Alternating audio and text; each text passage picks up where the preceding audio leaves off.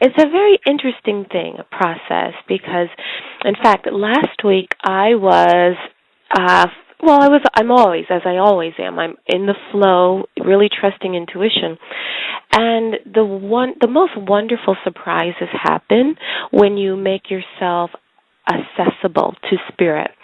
And so last week I was cleaning my desk, of all places, where I do most of my work, and there's a lot of energy, creative energy in that space anyway. And I came across this quote that I want to share. And it actually has inspired our topic for today. So the quote is written by Harold Whitman, and he writes, "Don't ask yourself what the world needs. Ask yourself what makes you come alive, and then go and do that. Because what the world needs are people who have come alive." I don't know about you, Life Coach Ade. When I read that quote, I immediately resonated with it. It struck me in a very sincere, core heart place. What do you think about it? Boy, ditto, ditto, ditto. When I read that, I said, "That's me. That's me." Because when I look at all that I'm doing, or say all that I'm being, I find that what I do makes me come alive. Sometimes I feel like, oh, gosh, I'm doing a lot. But the idea of doing what makes me come alive, if I did not love, enjoy what I do, I think I'll be burnt out. But because I love what I do, and when I'm doing what I love, when I'm being what I love, it creates such a high energy, high vibration that I have no choice but to attract more of that good feeling, if you will. And this is a time where we really need to be aware. This time that we're in, I think, listeners, it's really time to ask yourself, what makes you come alive? Because it's when we see somebody who's alive, we feel like, oh, my God, wow, look at what they're doing. We're inspired, even if it's something that we never thought to do. So for me, it resonates with me so strongly. I mean, I think I need to put that as not even an affirmation, but make it into a frame so I can see and remind myself that whenever I'm doing something that doesn't make me come alive, I need to let it go right there and then. It is the best advice you can give anybody nowadays. Yeah, I totally agree with that. And I love that you use the word inspiration. If you break the word down, it's the spirit being blown into you, and that connects me to creation stories. Now, creation stories all around the world talk about the birth of human being as a God entity or a spirit entity literally breathing the life into the body, and that's what makes the person come alive. And, the reason why the quote strikes me and actually coheres with my philosophy of doing business is that when we do what makes us filled with spirit, it is a sort of vivacity and aliveness that, as you say, has and carries such a high energetic vibration. And it vibrates so high that you find yourself floating on this breath of life. And, I became very excited a couple of days ago. And I woke up and I wrote, that morning I was working on a particular artistic piece. And I tell you, when I got out of bed, I was excited about going to finish that piece. And as I was writing, I'm enjoying the process.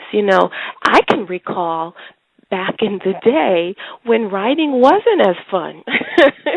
It didn't make me feel like I was alive, and actually I really wanted to get under the desk. But in this spirit and this consciousness, coming alive feels good. And it also alerts you that you're on the right path because it's that constant inspiration that's flowing through you. Yes, that constant inspiration, when the God is breathing in and out of you into the world, and then you get to say, "Let there be light," no matter what is going on, because the breath of God is breathing the light out of you. Yes. When I saw this quote, I mean, it's just, for me, it's like I can summarize my life story as that. And I've always wanted to do something that I'm passionate about. I've always wanted to do something that I enjoy doing. I remember when I was younger, my parents would say, "Well, you ask too many questions. You like to talk. Maybe you should be a doctor or a lawyer." And I thought, a doctor? Possibly, because I like to help people. A lawyer? I don't think so. I don't think I can stand in front of a judge and defend somebody who I feel did something. I know they did something wrong. I just didn't happen to me as a child. So I went on that path, thought I wanted to be a doctor. But then I realized, no, I'm going to be a different kind of doctor. But for me, what I do now when I'm working with people, my coaching, the radio shows and workshops. A friend of mine I was talking to yesterday, she said, it's actually a co-host. Her name is Betty. She was saying to me, she said, when we're doing that show together, when people call in, you're different.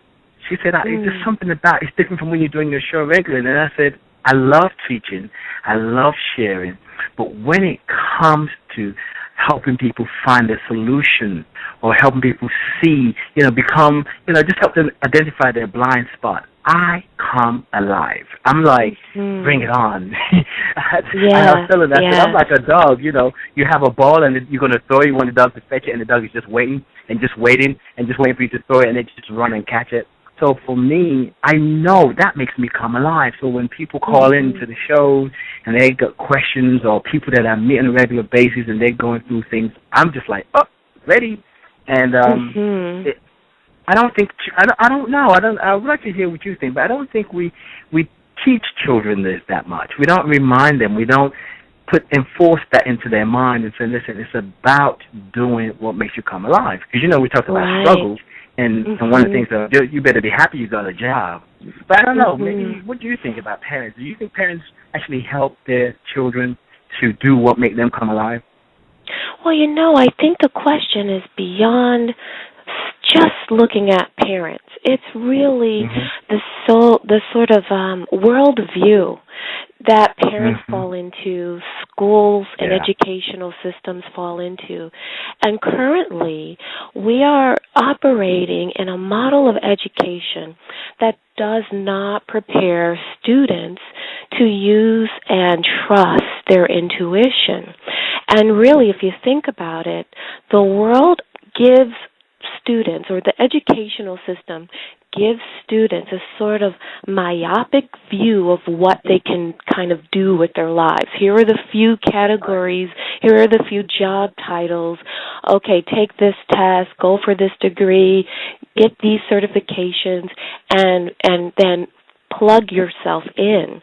And that is absolutely the opposite of what we're saying here. If we go back to the quote is saying, don't ask what the world needs, right? But our educational system says, here's what the world needs. We need people to fill this role. We need people. So kind of plug yourself in and, forget about that artistic thing, You can do that on the side, but I need you to focus on math, or I need you to focus on science. And the little kid is saying, but my heart loves to be on the stage.